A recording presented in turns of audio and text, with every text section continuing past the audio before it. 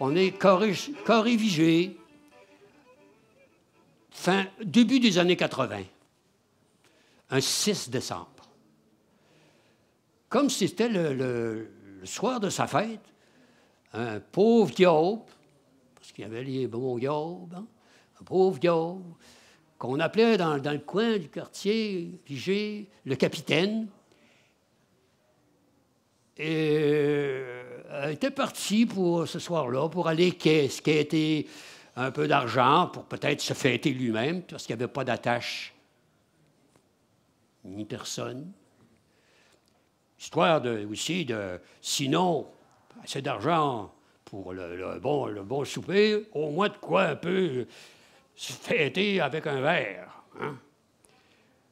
Mais on l'appelait le capitaine parce qu'il paraît-il, à travers les branches, on avait entendu parler qu'il avait passé le gros de sa vie à bourlinguer sur le fleuve avec son bateau, à charroyer les bio, les matériaux, son bateau, une goélette. Mais après l'agonie et la mort définitive des goélettes du Saint-Laurent, c'est lui qui avait fait naufrage. Sa goélette ne valait plus rien.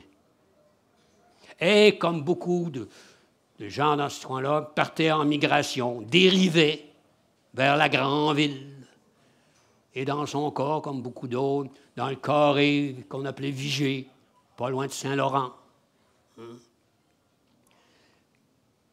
Et ce soir-là, le capitaine, donc, était sorti. Il y avait un petit vent d'ouest qui soufflait, un vent d'est, qui apportait les bons arômes, les senteurs de bière, brassées par l'une des plus grosses brasseries du pays de ce temps-là, hein, qui brassait pas loin sur Notre-Dame, entre Papineau et Delormier. Puis toujours là, je pense, qu'on ne peut pas manquer. Et ça mettait la table pour le reste. Donc, il avait mis le cap vers nord-ouest. Nord, Sainte-Catherine. Ouest, vers les grands magasins et les beaux restaurants. Il était attriqué un peu comme le chien à Jacques, comme on dit. Sa bougrine, son sempiternelle casquette de marin ancrée jusqu'au port des oreilles. Il faisait moins 10 degrés centigrades. Il décide d'aller quêter devant un restaurant. Tactique, bonne tactique, déjà éprouvée, mais assez éprouvante, avec la température qu'il faisait. Puis les gens, comme on a eu le temps de l'avant, ben, on marche pressée, la tête baissée pour faire leurs emplettes des fêtes. Et souvent, il y en a beaucoup avec le froid qui ont aussi le cœur un peu gelé. Après une quête, une pêche pas très miraculeuse, de quelques piastres en petites découpures de 10 cents puis de 25 sous, il décide d'aller se réchauffer dans le grand restaurant qui était juste derrière lui. Se réchauffer les articulations, puis tant qu'à y être le reste de la Constitution, qui, avec le temps, a beaucoup plus d'amendements. Hein? Puis tu parles. Il y est reçu d'un air plutôt froid par le gérant à l'entrée, menu en main, qui hésite d'abord à le faire passer, à entrer. Mais, pour finalement, le faire asseoir sur un tabouret du comptoir. Café, mormonne, le capitaine à la serveuse derrière le comptoir, affairé, qui n'a pas le goût, ni le temps, l'énergie de commencer à juger les clients. Et là, dans ses narines parviennent, parce qu'il s'est lubrifié les deux dans son mouchoir à pois, et là, les bons arômes de la fête, les bons arômes de mets succulents préparés pour des clients, lasagne gratinée, beau gros poulet frit avec patates frites puis de la grévée. Il a l'impression d'en goûter et même en fermant les yeux, de savourer, de manger le poulet, de se rappeler les bons goûts que ça avait. En tournant un peu la tête de côté, il il sniffe au passage les bons mets appétissants et fumants qui passent dans les mains des serveuses pressées. Fermant les yeux encore, il se voit un peu comme un prince invité quelque part pour qui on aurait tout préparé ses festins. On goûte le poulet en 2 gorgées de café. C'est bon, des frites. Son café terminé, l'estomac vide, mais la pensée et l'imaginaire bien nourris. Oh, il décide d'aller continuer sa quête et d'aller régler son café en espérant que le gérant à l'entrée va le laisser passer sans payer. Mais arrivé au gérant à côté, le restaurant, le gérant du restaurant pince sans rire, c'est le temps des fêtes qui s'en vient, faire une farce un peu. Au départ, il me dit « Ouais, c'est 5,95 $, mon ami. » Et bateau noir, dit le capitaine, le café, la tasse de café est chère dans l'Ouest. Et c'est le prix du poulet rôti dans le repas tout compris. C'est pas une fracture, ça, vieux, ça, c'est une fracture. Non, mais écoutez, mon bon ami, dit le gérant, pour continuer son jeu, il dit, je vous ai vu faire, et les clients rapprochés aussi. Vous vous êtes permis de humer, de sentir à votre avantage et sans permission les mets de ceux à qui ils étaient destinés et qui ont les payés. La senteur, le fumet d'un mets fait aussi partie de sa valeur, de ce qu'il est. On vous voyait même mastiquer les morceaux, les bouchées, à votre avantage tout le temps. Mais les clients ont payé pour avoir leur mets dans son entier. Les premières odeurs du mets sont souvent les plus appétissantes, les plus succulentes. Vous vous en êtes approprié. Si le client fait humer son mets à son ami voisin, mais celui-là n'aura plus qu'une senteur de seconde main. Vous vous êtes approprié la première, la meilleure. Ça lui appartient, c'est lui qui l'a payé. On voulait mastiquer. Monsieur, tout se paye de nos jours. Il n'y a plus rien de gratuit. Tout se paye. Ben, j'ai rien bouffé, le capitaine. J'ai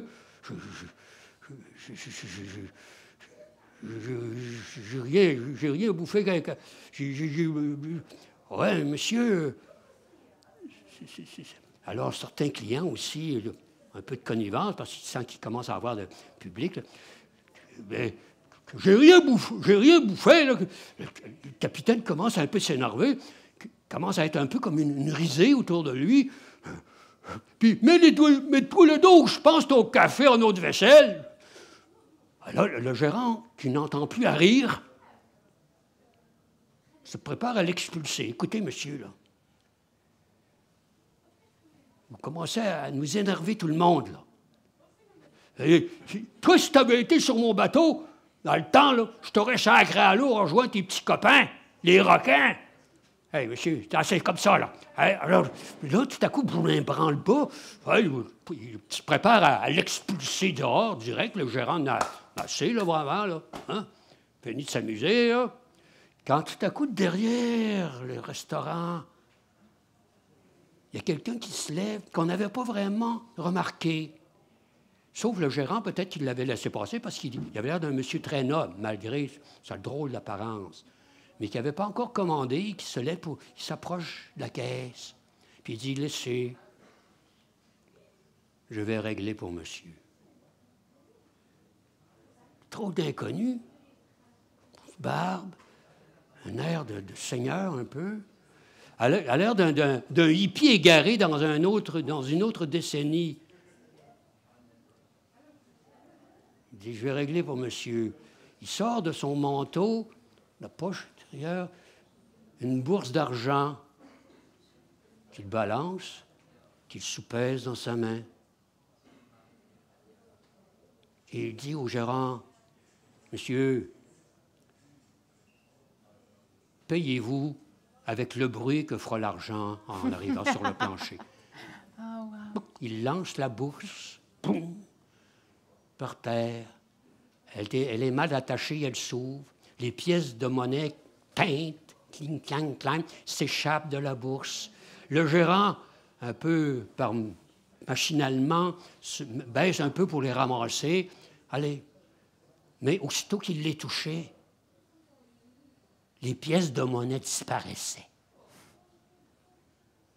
Dans un silence, certains clients d'en avant, diront que certains ravalaient même un peu leur bouchée. Il n'est resté de vrai qu'un gérant, un genou par terre, et ne ramassant qu'une seule pièce de monnaie, brillante comme de l'or. Mais l'or était faux. Puisqu'au début de ces années 80, c'était ce qu'on a appelé un huard, flambant neuf, qui allait devenir la monnaie dollar de l'économie du pays et des bourses.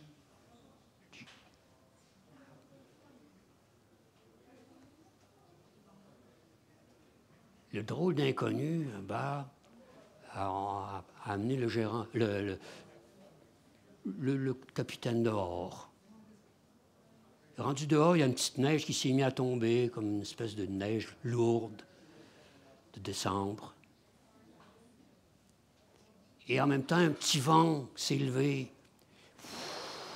Et tout à coup, le drôle de personnage lui a dit, il m'a murmuré, « Monsieur, je suis celui qu'on appelait Saint-Nicolas.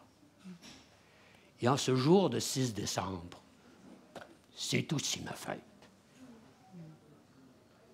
Il y a très, très longtemps,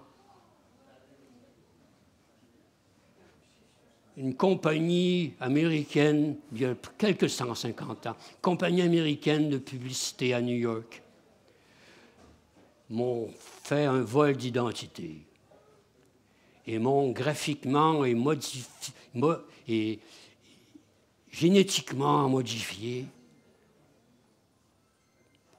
pour une commandite d'une boisson gazeuse qui s'appelle Coca-Cola. Et ils m'ont placardé partout sur des grandes affiches dans cette nouvelle génétique d'un gros personnage joyeux, grand barbe, qu'ils ont appelé Santa Claus, votre Père Noël à vous. Et il y a bien longtemps que les écoliers et les enfants m'ont limogé comme patron, et avec raison. J'avais fait mon temps. Place à autre chose. Mais jusqu'à nouvel ordre, je reste encore le patron des marins du monde. De ceux surtout qui ont manqué le bateau, ou qui, dans les tempêtes de la vie, n'ont pas trouvé de quai où accoster, ou de phare pour les guider. Et c'est normal qu'à sa fête, un patron pense, ait une pensée pour un vieil employé. Rentrez chez vous, capitaine, et bonne fête à vous aussi. Capitaine penché, tête baissée, complètement éberlué. Tout coup, sa tête penchée, il l'a relevé. Il y avait comme un tourbillon de neige encore plus grand, un petit vent qui était emporté comme une espèce de petite tornade. Il s'aperçut que le drôle de personnage n'était plus là. Est-ce que c'est Dame Nature elle-même qui avait provoqué ce tourbillon de neige comme une sorte de confetti, comme empathie pour les deux?